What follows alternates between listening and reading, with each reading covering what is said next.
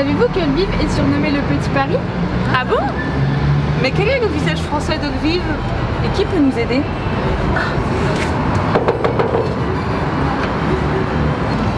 Salut!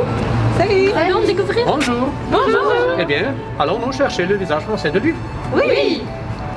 Le bâtiment de l'université d'Ivan Franko de Lviv.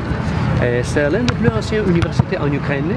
Et savez-vous que cette université a beaucoup de docteurs honoris causa qui sont des Français. Par exemple, en 1912, Marie Curie est devenue docteur honoris causa de cette université.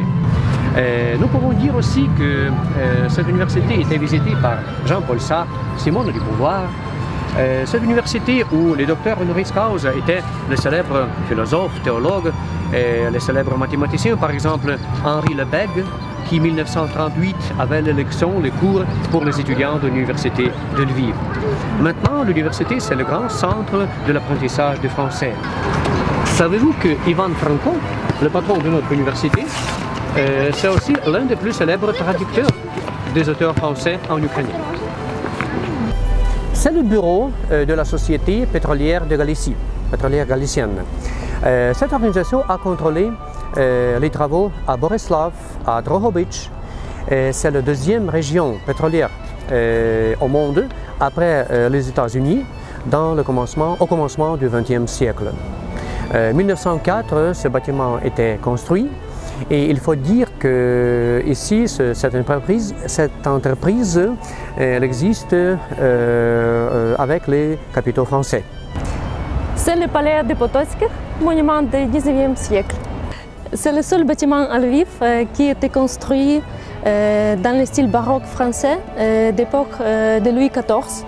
Le projet du bâtiment a été créé par l'architecte français Louis Dauvergne, qui était l'un des plus populaires à l'Europe. Il a aussi créé beaucoup d'objets à Paris et en région Île-de-France. C'est l'hôtel Georges, un des plus populaires hôtels de Lviv. Ici sont arrêtés beaucoup de représentants de la culture française. Par exemple, Honoré de Balzac pendant son voyage romantique. Par exemple, le compositeur français Maurice Ravel et aussi Jean-Paul Sartre et Simone de Beauvoir. Maintenant, nous sommes près de l'université des Jésuites à Lviv. Savez-vous qu'avec ce bâtiment, avec cette école, avec cette académie, est liée l'histoire du commencement de l'apprentissage du français à Lviv.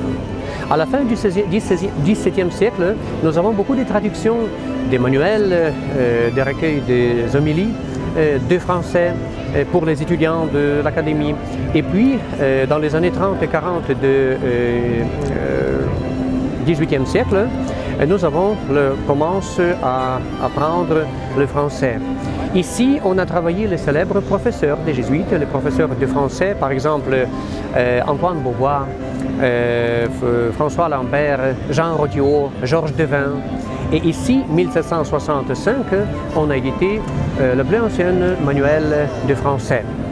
Le théâtre de Maria Zankovecka, l'ancien théâtre de Skarpek, était très populaire parmi les artistes français dans le XIXe siècle et au commencement du XXe siècle. Dans 1841, ce théâtre a visité Mademoiselle Georges, le vrai nom Marguerite Joséphine Weimer. Dans 1881, le beau monde de Lviv a vu le spectacle de célèbre Sarah Bernard. Et c'est de l'art déco? Oui, c'est l'art déco. C'est le style français qui était très populaire à Lviv dans les années 20 et 30 du XXe siècle. Beaucoup de sculpteurs, beaucoup de peintres ukrainiens faisaient ces études, étaient les stagiaires dans l'Académie des Arts à Paris. Vassil Diadenyuk, Sviatoslav Gordinsky, Mikhail Moroz et beaucoup d'autres, les œuvres de lesquelles nous pouvons voir aussi dans les monuments sacrés à Lviv.